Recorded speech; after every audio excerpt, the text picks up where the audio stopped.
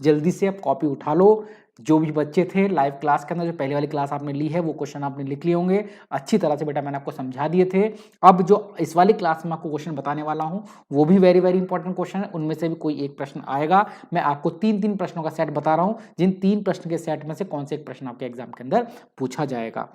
तो पहले 3 प्रश्न जो आपके थे पिछली वाली क्लास में, अगर किसी ने वाली क्लास नहीं देखी तो सिर्फ 2 मिनट में मैं सिर्फ वो प्रश्न बता रहा हूं, उनके उत्तर नहीं बता रहा हूं। उनके उत्तर मैं पिछली वाली क्लास में बता चुका।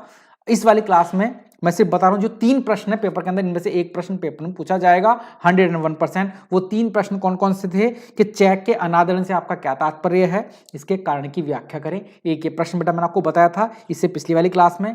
दूसरा इंपॉर्टेंट प्रश्न मैंने आपको क्या बताया था कि चेक से आपका क्या तात्पर्य है और चेक के रेखांकन की विधियों का वर्णन करें। ये प्रश्न नंबर 2 था। या तो ये वाला प्रश्न पूछा जाएगा, और अगर ये भी नहीं पूछा गया तो प्रश्न नंबर 3 आपके पास क्या था, चेक के विभिन्न प्रकारों का वर्णन करें। और मैंने बताया था 2 प्रकार के चेक होते हैं, एक वाहक चेक होता है और एक बेटा के पास आदेशित चेक होता है। अब ये 3 प्रश्न थे जिनमें से एक प्रश्न पेपर में आना है, उसकी चर्चा हम खत्म करते हैं। अब आते हैं इस क्लास पर, और इस क्लास में बेटा हम लोग क्या करने वाले हैं, इस ग्रुप में ऐड कर लें बेटा। ग्रुप में सबको ऐड कर ले जाएगा, बिल्कुल भी चिंता मत करें, ग्रुप में ऐड कर लेंगे। आप मुझे व्हाट्सएप पर मैसेज कर लेना। फिलहाल देखो मैं लाइव क्लास ले रहा हूं, तो लाइव क्लास लेते लेते तो बेटा आपको ग्रुप में ऐड कर पाना थोड़ा मुश्किल है। जैसे मेरी लाइव क्लास बंद होगी मैं आपको ग्रुप के अंदर ऐड कर लूंगा। आप मुझे व्हाट्सएप पर मैसेज कर देना। जो भी नंबर स्क्रीन पर डिस्प्ले हो रहा है बेटा, कोशिश करें इस नंबर पर मुझे आप मैसेज करें और मैं आपको ग्रुप के अंदर ऐड कर लूंगा। बिल्कुल घबराने वाली बात नहीं है।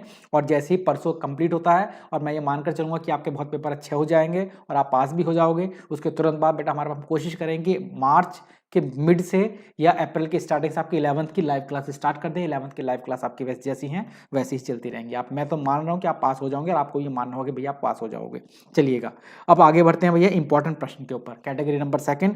अब जो इंपॉर्टेंट प्रश्न है बेटा देखो आपके पास ये 4 प्रश्नों का मैंने एक सेट बनाया है। इन 4 में से एक प्रश्न पेपर के अंदर आएगा और आता ही है। ये 4 प्रश्न का सेट क्या है उसे ध्यान से समझ ले। ये एक सेट करके बेटा मैंने प्रश्न को सेट किए हैं। जैसे पिछली क्लास में एक सेट बनाया था, अब मैंने 4 प्रश्नों का फिर से एक सेट बनाया है। इस सेट में से फिर से चांसेस हैं कि कोई सा एक प्रश्न आएगा। बेटा मेरा नंबर स्विच ऑफ आएगा, मैंने बोला कॉल आपको नहीं करनी, सिर्फ आपको व्हाट्सएप पर मैसेज करने बेटा, सिर्फ व्हाट्सएप पर मैसेज करना है बेटा आपको, ठीक है। कॉल मैं बहुत मुश्किल से उठा पाता हूँ बेटा, सिर्फ आप व्हाट्सएप पर मैसेज करेंगे, मैं आपको ग्रुप में ऐड कर लूंगा। कोशिश क्या करें कॉल ना करें बेटा, है ना, बहुत सारी चीजें होती हैं, डिस्टर्ब भी होता है बेटा, मैं क्लास ले रहा होता हूँ। चलिएगा अभी 4 प्रश्न का सेट क्या है। पहला प्रश्न, इन 4 प्रश्नों को लिख लो, फिर मैं चारों प्रश्नों को समझाऊंगा बेटा आपको। विनिमय विपत्र क्या होता है, इसके विभिन्न पक्षकारों के नाम लिखें। पहला प्रश्न, या तो ये आएगा, ये नहीं आया तो प्रतिज्ञा पत्र क्या होता है, इसके विभिन्न पक्षकारों के नाम लिखें। दूसरा प्रश्न, पहला प्रश्न आने के बहुत ज्यादा चांस है। विनिमय विपत्र क्या होता है, इसके विभिन्न पक्षकारों के नाम लिखें। सबसे इंपॉर्टेंट तो ये प्रश्न है, लेकिन मैं मानता हूं कि ये प्रश्न नहीं आया तो एग्जामिनर क्या देगा, फिर वो बोलेगा कि भैया चलो ऐसा मत दो, आप ऐसा लिख दो प्रतिज्ञा पत्र क्या होता है, इसके विभिन्न पक्षकारों के नाम बताओ, ये आ जाएगा। और मान लो ये भी नहीं आया, हद शर्त ये भी नहीं आया, तो भैया सर अब क्या आएगा, दोनों में से कोई सा भी नहीं आया सर, हम तो परेशान हो जाएंगे। कोई दिक्कत नहीं है। तीसरा प्रश्न पर आ जाओ, विनिमय पत्र तथा प्रतिज्ञा पत्र में अंतर लिखें। तीसरा प्रश्न ये है, विनिमय पत्र तथा प्रतिज्ञा पत्र में अंतर लिखें। और अगर ये भी नहीं आया तो भैया चौथा प्रश्न तो आना ही आना है। वो चौथा प्रश्न क्या है, विनिमय विपत्र तथा चेक में अंतर लिखें। इन 4 में से कोई सा एक प्रश्न पेपर के अंदर आएगा, और हर बार आता है। अगर नहीं आया तो भैया आपकी किस्मत ही फूटी है, बाकी आना ही है। विनिमय विपत्र क्या होता है, इसके विभिन्न पक्षकार, या प्रतिज्ञा पत्र क्या होता है, इसके विभिन्न पक्षकार, या विनिमय विपत्र और प्रतिज्ञा पत्र में अंतर, या विनिमय विपत्र और चेक में अंतर। और बेटा जो रिवीजन वाली मैंने क्लास ली थी, इन चारों प्रश्नों को मैंने रिवीजन वाली क्लास में भी आपको कराया था। पर बारी है कि सर आप हल्का हल्का सा आज ही बता दो। हाँ भाई घबराओ मत, हल्का हल्का मैं आपको आज ही बता दे रहा हूँ, बिल्कुल घबराने की आवश्यकता नहीं है। हल्का सा मैं आज बताऊंगा इन चारों प्रश्न के बारे में, ठीक है। सबसे पहले विनिमय विपत्र क्या होता है, ये क्या होता है, इसके बारे में सबके बारे में बात करेंगे एक एक करके। तो पहले प्रतिज्ञा पत्र के बारे में बात करें तो प्रतिज्ञा पत्र क्या होता है। बेटा चाहे विनिमय विपत्र लिखा हुआ या प्रतिज्ञा पत्र लिखा हुआ, पहला लाइन आपको ये लिखनी है कि यह एक पत्र होता है, यह एक पत्र होता है या एक लेख होता है। देखो प्रतिज्ञा पत्र के बारे में क्या लिखना है, पहले मैं जो इसमें लिखा हुआ ना वो पढ़कर सुनाता हूं, फिर मैं आपको समझाऊंगा बेटा क्या होता है ये। पत्र का प्रतिज्ञा पत्र एक लिखित पत्र होता है जिस पर लिखने वाले के हस्ताक्षर होते हैं तथा लिखने वाला शब्द रहित प्रतिज्ञा देता है। शब्द नहीं बेटा, शर्त है बेटा, वो शर्त रहित प्रतिज्ञा देता है कि वह किसी विशेष व्यक्ति को विशेष तिथि पर निश्चित धनराशि का भुगतान करने का वचन देता है। तो सुनो बेटा ध्यान से, प्रतिज्ञा पत्र में क्या होता है? प्रतिज्ञा पत्र वह पत्र होता है जो लिखने वाला उस पर साइन करता है। याद रखना, लिखने वाले के हस्ताक्षर होते हैं और वह वचन देता है। प्रतिज्ञा पत्र में क्या होता है बेटा? लिखने वाला वचन देता है कि वह एक निश्चित तिथि पर एक निश्चित धनराशि का भुगतान करेगा। प्रतिज्ञा पत्र एक लिखित पत्र होता है जिसमें लिखने वाले के हस्ताक्षर होते हैं और लिखने वाला वचन देता है या प्रतिज्ञा करता है कि मैं इस निश्चित तिथि पर इतनी धनराशि का भुगतान करूंगा। उसे हम क्या बोलते हैं बेटा? प्रतिज्ञा पत्र बोलते हैं, प्रतिज्ञा पत्र बोलते हैं। दूसरा क्या होता है बेटा? विनिमय विपत्र होता है। विनिमय विपत्र और प्रतिज्ञा पत्र में क्या अंतर हो गया? मैंने आपको करा भी चुका हूं बेटा, है ना। जिन्होंने रिवीजन क्लास लिए हैं उन्हें पता भी होगा, सर हमने पढ़ लिए हैं।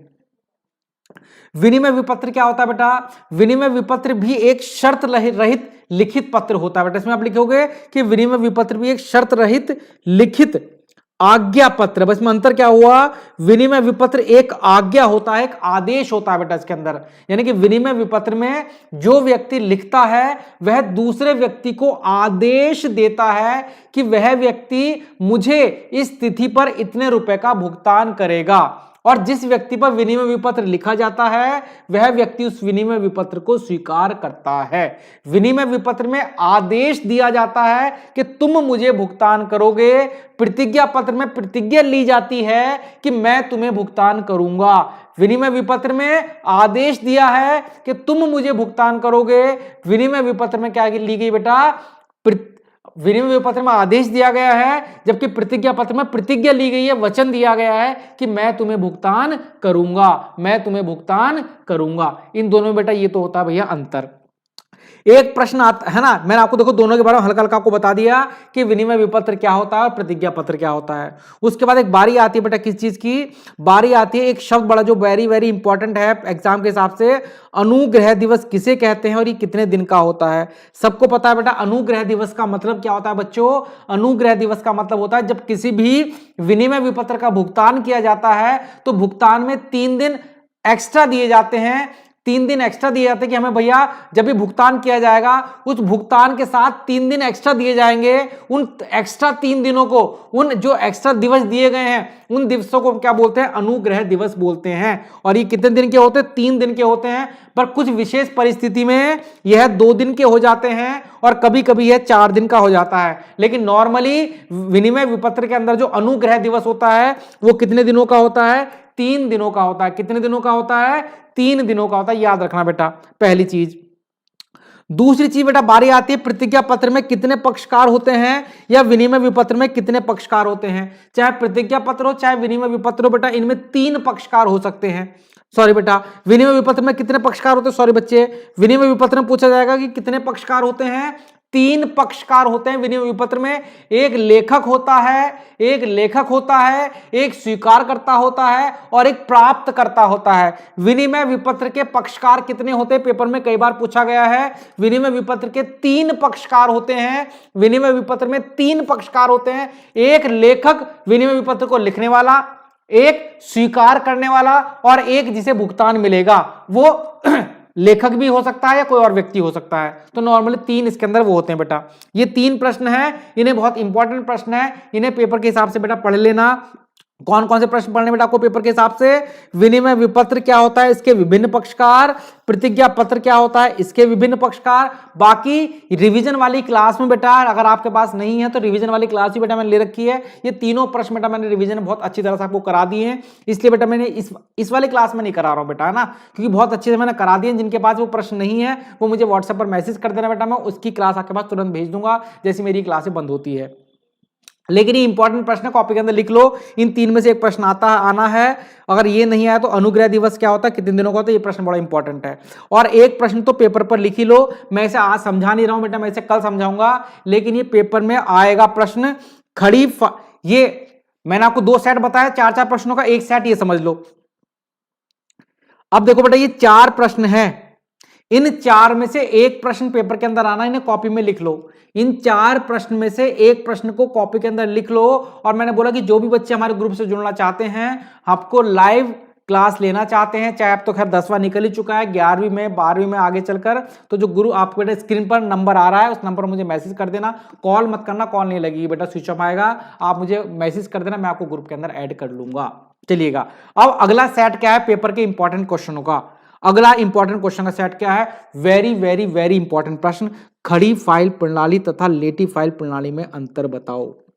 वेरी इंपॉर्टेंट प्रश्न है बेटा, पेपर के अंदर आना ही है। अगर ये नहीं आया तो खड़ी फाइल प्रणाली के विभिन्न लाभ तथा दोषों का वर्णन करें। इसे लेटी बोलते हैं बेटा, धोखे से लेटी लिखा गया, लेटी, अरे मैंने क्या लिख दिया टेली, बताओ समझ रहे हो।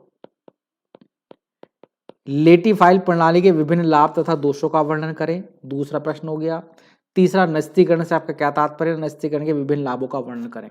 इन तीन में से एक प्रश्न पेपर में आएगा, 101% कॉपी पर लिख लो, आना है पेपर में, ये प्रश्न आना है। मेरे पास पेपर है सीबीएसई का, जो भी बच्चा है बेटा मैं उसे बेवकूफ़ बोलूंगा, क्योंकि सीबीएसई में बेटा 10वीं क्लास में तो ये होता ही नहीं है बेटा, 11वीं क्लास से कॉमर्स स्टार्ट होती है सीबीएसई में। सीबीएसई में तो आधे को चैप्टर अलग हैं, इसमें चैप्टर अलग हैं बेटा, आप इसके आपस में कंपैरिजन नहीं कर सकते। 11th का सीबीएसई और यूपी बोर्ड का सेम है, 12th एक तरह से सेम हो सकता है, लेकिन 10th नहीं बेटा, क्योंकि 10th के सीबीएसई में ये आता ही नहीं है बेटा, आपके पास वाणिज्य नाम का सब्जेक्ट नहीं है, सीबीएसई में 11th से स्टार्ट होता है वाणिज्य। हाँ जी, तो 4 प्रश्नों का सेट लिख लिया जो पेपर के अंदर आना है। खड़ी फाइल सबसे इंपॉर्टेंट बेटा, मैं इसे मानता हूं, मैं देखो क्रम से लिख रखा, सबसे इंपॉर्टेंट प्रश्न तो ये है, या तो ये आना है, खड़ी फाइल में और लेटी फाइल में अंतर बताओ। मान लो ये नहीं आया तो ये आ जाएगा भैया, आएगा इसी तरह से। आपने बेटा सिर्फ ये अंतर याद कर लेना, बाकी मैं आपको इसे समझाऊंगा भी, आप ये अंतर याद कर लेना, ठीक है। कल भी क्लास लूंगा बेटा, कल मैं कोशिश करूंगा ज्यादा क्लास ले लूं, आपके 3 4 5 क्लास को लेने की कोशिश करूंगा कल के दिन में, ठीक है, ताकि कल मैं आपको सारा करा दूं।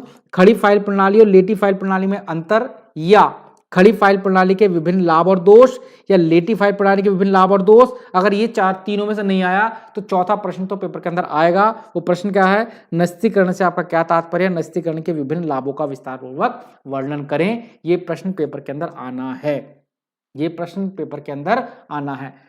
मैराथन क्लास ले लो, मैराथन क्लास ले बेटा, जितनी क्लास पढ़ी वो सारी क्लास पढ़ लो बेटा, मैराथन ही तो है ही है, कोई मैराथन के नाम से कुछ विशेष थोड़ी कुछ होता है, बड़ा बेवकूफ वाली बातें करते हो यार कभी कभी।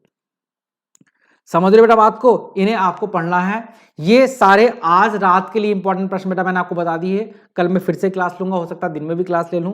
तो आज रात में जो आपको पढ़ने हैं वो इंपॉर्टेंट क्वेश्चन है ये आज के लिए। तो आज आप ये प्रश्न पढ़ लो बेटा, कम से कम जो मैंने आपको 12 15 प्रश्न बताए हैं। कल फिर मैं सुबह में क्लास लूंगा लगभग 10 11 के आसपास, तब आपको कुछ इंपॉर्टेंट क्वेश्चन बताऊंगा, फिर शाम में क्लास लूंगा, फिर इंपॉर्टेंट क्वेश्चन बताऊंगा। तो अभी जो मैंने आपको आज तक के इंपॉर्टेंट क्वेश्चन बता दिए हैं उन्हें बस आप पढ़ लो, और कोई दिक्कत वाली बात नहीं है। उसके बाद हम चर्चा करेंगे थोड़ी सी आगे चलकर।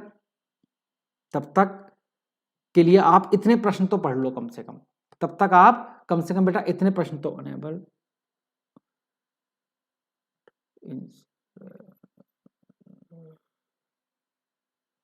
बस 1 सेकंड रुको बेटा, 1 सेकंड रुको।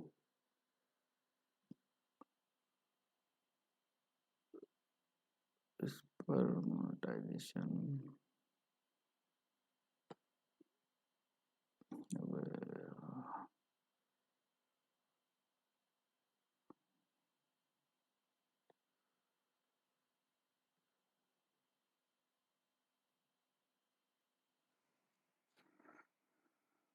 हाँ जी बेटा, तो इतनी बात आप शायद समझ चुके होंगे, मैंने जो आपको इंपॉर्टेंट बातें बताई हैं। चलिए आज के लिए मैं ज़्यादा प्रश्न आपको इंपॉर्टेंट, आप पर ज़्यादा जोर भी नहीं डाल रहा हूँ। आज रात में आपको पढ़कर जो सोने हैं बेटा, ये प्रश्न सोने हैं, एक बार आप इनकी स्क्रीनशॉट ले सकते हो इंपॉर्टेंट क्वेश्चन की, मैं आपको हल्का सा बता रहा हूँ बेटा, इसका स्क्रीनशॉट भी ले लो। ये 4 प्रश्न में से कोई एक प्रश्न आना है। फिर अनुग्रह दिवस वाला क्वेश्चन आपको पढ़ना है, पेपर के अंदर आना है, और इन 4 प्रश्नों का स्क्रीनशॉट ले लो। इन 4 में से कोई सा एक प्रश्न पेपर के अंदर आना है, जल्दी से इसका स्क्रीनशॉट ले लो कॉपी, अगर आपने लिखे नहीं है तो मैं आपको स्क्रीनशॉट दिलवा रहा हूं बेटा, जो जो प्रश्न पेपर के अंदर आने हैं। उसके अलावा ये मैंने आपको बताया था कि चेक के अनादरण से क्या समझते हैं, इंपॉर्टेंट प्रश्न है। चेक से आपको क्या आशय है, इसके रेखांकन क्या होता है, वेरी वेरी इंपॉर्टेंट प्रश्न है, इन्हें तो आपको पढ़ ही लेना है ना। और बाकी जो क्वेश्चन था मैंने आपको अभी बताया था कि कितने लेखक कितने पक्षकार होते हैं बेटा विनिमय विपत्र के? 3 पक्षकार होते हैं, लेखक होता है, स्वीकारकर्ता और प्राप्तकर्ता होता है। चलिएगा, तो आज की क्लास मैं भी यहीं पर खत्म कर रहा हूँ इंपॉर्टेंट क्वेश्चन की। फिलहाल जो मैंने आपको 15 क्वेश्चन इंपॉर्टेंट बताए हैं, आप इन 15 क्वेश्चन को कर लो। बाकी कल फिर मॉर्निंग में क्लास लूंगा, आफ्टरनून में क्लास लूंगा और इवनिंग में भी क्लास लूंगा बेटा। 3 कल क्लास चलेंगी आपकी लगातार, ताकि मैं पूरा सिलेबस आपको करा सकूं। आप इतना पढ़ लेना, ध्यान से पढ़ना। ये प्रश्न आपको रात में पढ़कर सोने हैं, कल मैं टेस्ट लूंगा, ये मानकर चलो। ये मान लो कल ही आपका पेपर है और इन 15 क्वेश्चन को आप पढ़ लो मेरे बच्चे। चलिएगा, जय हिंद, जय भारत। अपनी क्लास यहीं पर समाप्त करते हैं, और जो ग्रुप से जुड़ने वाले बेटा मुझे व्हाट्सएप पर मैसेज कर दें, मैं आपको ग्रुप के अंदर ऐड कर लूंगा।